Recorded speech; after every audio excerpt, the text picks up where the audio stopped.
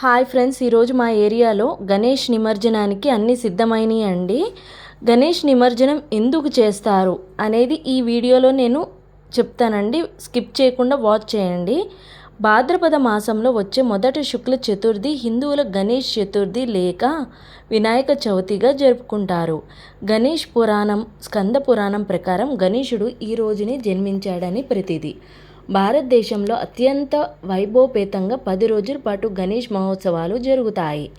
గణేశుడు భక్త జనులు ఎంతో ఇష్టమైన దైవం. శివపార్వతులు తనయుడుగా కాకుండా జ్ఞానం, విజయం, శ్రేయస్సులకు అధిపతిగా గణేశుడు ప్రసిద్ధి. సకల విఘ్నాలను తొలగించే దేవుడుగా, దేవతలందరిలో తొలి పూజలు అందుకునే విఘ్నేశ్వరుడుగా, గణాలన్నిటికీ అధిపతిగా గణపతిగా గణనాథుడు కొలుస్తారు. ప్రతి హిందూ ఇంట్లో గణేశుడు ప్రతిమ, చిత్రం ఉంటాయి. భాద్రపద మాసంలో ఎటు చూసిన పచ్చదనమే కనిపిస్తుంది. ఆ ప్రకృతిలో తిరగడమే ఓ పండగలా తొలుస్తుంది. సృష్టికి కారణమైన శక్తికి ప్రతిరూపంగా ఆ వాతావరణం నిలుస్తుంది.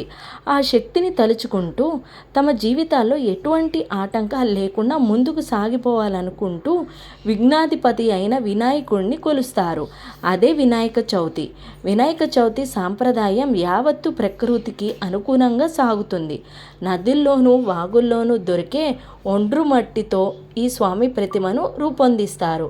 ఏకవంశిత పత్ర పూజ పేరుతో 21 రకాల ఆకులతో ఆయనను కొలుస్తారు.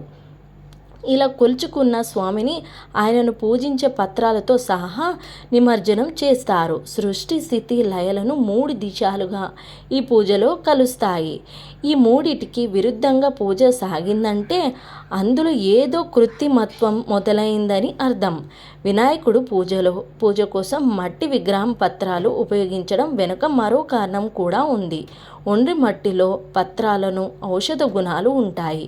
గణపతికి చేసే షడోపచారి పూజలో భాగంగా మాటిమాటికి ఈ విగ్రహాన్ని, పత్రాలను తాకడం వల్ల వాటిలో ఔషధ తత్వం మనకు చేరుతుందని, పూజ ముగిసిన తర్వాత ఓ 9 రోజుల పాటు ఆ విగ్రహాన్ని, పత్రాలను ఇంట్లో ఉంచడం వలన చుట్టూ ఉన్న గాలిలోకి ఆ ఔషధ గుణాలు చేరుతాయి. ఇలా 9 రోజుల పాటు విగ్రహాన్ని, పత్రాలను ఇంట్లో ఉంచుకుంటూ తర్వాత దగ్గరలో ఉన్న జలాశయంలో కానీ బావిలో కానీ నిమజ్జనం చేస్తారు.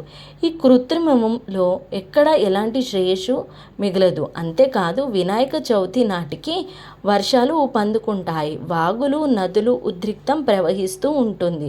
అలాంటి సమయంలో తీరం వెంబడి మట్టి విగ్రహం నిమజ్జనం చేయడం వలన వరద పోటు తగ్గే అవకాశం ఉంటుంది. పైగా ఈ కాలంలో ప్రవహించే నీటిలో క్రిమికీటకాలు ఎక్కువగా ఉంటాయని అంటారు.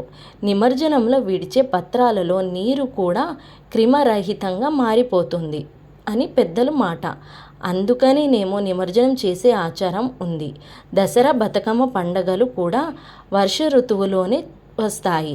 ఇదండి నిమజ్జనం వెనుక ఉన్న విశేషం. అయితే ప్రకృతిపరమైన విశేషాలతో పాటు ఇందులో సామాజిక అంశాలు లేకపోలేదు. వాడవాడలా వినాయకుడు విగ్రహాలు వెలిసి తర్వాత ఇరుగు పొరుగు కలిసి కోలాహలంగా ఈ వేడుకను జరుపుకోవడం చూడవచ్చు. మొహమాటానికి వీడి నలుగురితో ఆటపాటలు, బంధువులతో పెంచుకోవడం జరుగుతుంది. అయితే ఈ వేడుకలో హోరా శృతి మించడం, ప్రతిష్ట కోసం భారీ రంగు విగ్రహాలని నీటిలో కలపడం నిమజ్జనం వెనుక ఉన్న ఉద్దేశాన్ని, ఇందులో సామాజిక అంశాలు ఉన్నాయి.